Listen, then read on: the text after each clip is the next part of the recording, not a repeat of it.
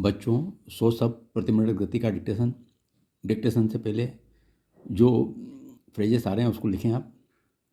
जनता के सामने नरसिंह राव सरकार के संबंध में अलग अलग मत हो सकते हैं। राजनीतिक दल आ सकती है अपने भाषण में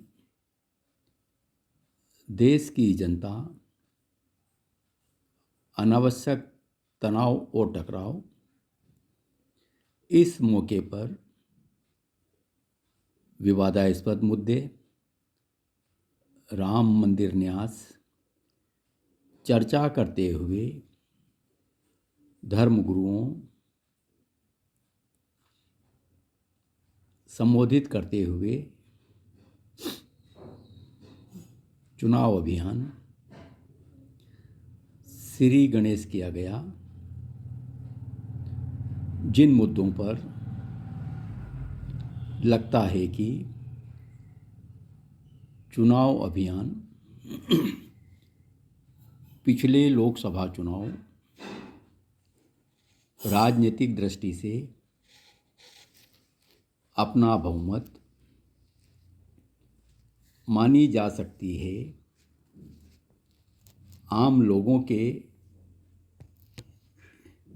जीवन स्तर पर विदेशी पूंजी निवेश, औद्योगिक उत्पादन, ठोस परिणाम। बच्चों ये मैंने आपको फ्रेजेस लिखा है, आप डिक्टेशन लिखें। प्रधानमंत्री पीवी नरसिंह राव की सरकार के 3 वर्ष पूरे कर लेने के उपलक्ष्य में दिल्ली के ऐतिहासिक लाल किले पर कांग्रेस ने एक रैली का आयोजन किया। रैली का उद्देश्य नरसिंह राव सरकार की 3 वर्ष की उपलब्धियों को जनता के सामने प्रस्तुत करना बताया गया है। किसी भी सरकार की वर्षगांठ पर रैलियां आयोजित करने के संबंध में अलग अलग मत हो सकते हैं।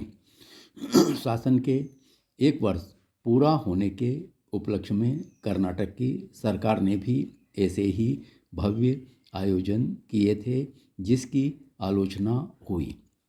कई राजनीतिक दलों ने तो की ही थी। स्वयं कांग्रेस के लोग भी ऐसे आयोजनों को भोंडा प्रदर्शन मान रहे थे। प्रधानमंत्री अपनी सरकार की उपलब्धियों की ही चर्चा करते तो बात समझ में आ सकती है, लेकिन अपने भाषण के दौरान उन्होंने कुछ पार्टियों को अपने आक्रमण का केंद्र बनाया और कुछ ऐसे मुद्दे उठाए जिनसे देश की जनता में अनावश्यक तनाव और टकराव का रास्ता खुल सकता है। प्रधानमंत्री यदि इस मौके पर इन विवादास्पद मुद्दों को नहीं उछालते तो रैली का उद्देश्य क्या पूरा नहीं होता। उन्होंने राम मंदिर न्यास के गठन की चर्चा करते हुए धर्मगुरुओं के आपसी मतभेदों की चर्चा की। कांग्रेस की इस रैली में ये मुद्दे नहीं उठाए जाते तो अधिक उपयुक्त होता, क्योंकि रैली का उद्देश्य सरकार की उपलब्धियों को जनता के सामने प्रस्तुत करना था। स्वयं प्रधानमंत्री ने रैली को संबोधित करते हुए यह कहा कि रैली का उद्देश्य उनकी प्रशंसा करना नहीं, बल्कि पिछले 3 वर्षों की सरकार की उपलब्धियां पेश करना था। प्रधानमंत्री के भाषण से यह ध्वनि निकलती है कि पार्टी ने जैसे अपने चुनाव अभियान का श्री गणेश किया हो। इस वर्ष के अंत और अगले वर्ष के शुरू में कई राज्यों की विधानसभाओं के चुनाव होने वाले हैं और उनके परिणाम कांग्रेस के भविष्य के लिए बहुत महत्वपूर्ण होने वाले हैं। भाषण में जिन मुद्दों पर प्रधानमंत्री ने जोर दिया, उससे लगता है कि उनका यह भाषण अपनी सरकार की उपलब्धियों को उजागर करने की आड़ में चुनाव अभियान की शुरुआत है। पिछले लोकसभा चुनाव में पार्टी बहुमत प्राप्त नहीं कर सकी, लेकिन पिछले 2 वर्षों में जोड़ तोड़ के सहारे वह लोकसभा में अपना बहुमत बना पाई है। राजनीतिक दृष्टि से यही उनकी बड़ी उपलब्धि मानी जा सकती है। अन्यथा सामाजिक और आर्थिक क्षेत्र में सरकार की कई नीतियों का आम लोगों के जीवन स्तर पर क्या प्रभाव पड़ा, इसका अनुमान अभी लगाना मुश्किल है।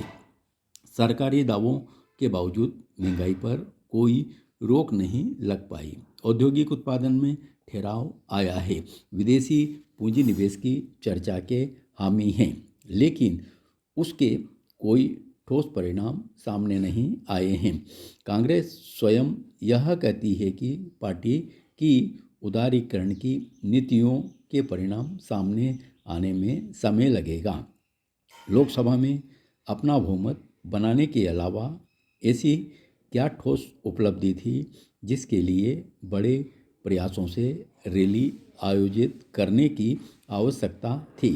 यदि कुछ विपक्षी पार्टियों की नीतियों की भर्त्सना ही करनी थी या राम मंदिर के मुद्दे को उठाना ही था, तो इसके लिए ऐसा प्रयास क्यों किया गया? इन कामों के लिए तो कांग्रेस के सामने रोज मौके आते ही रहते हैं।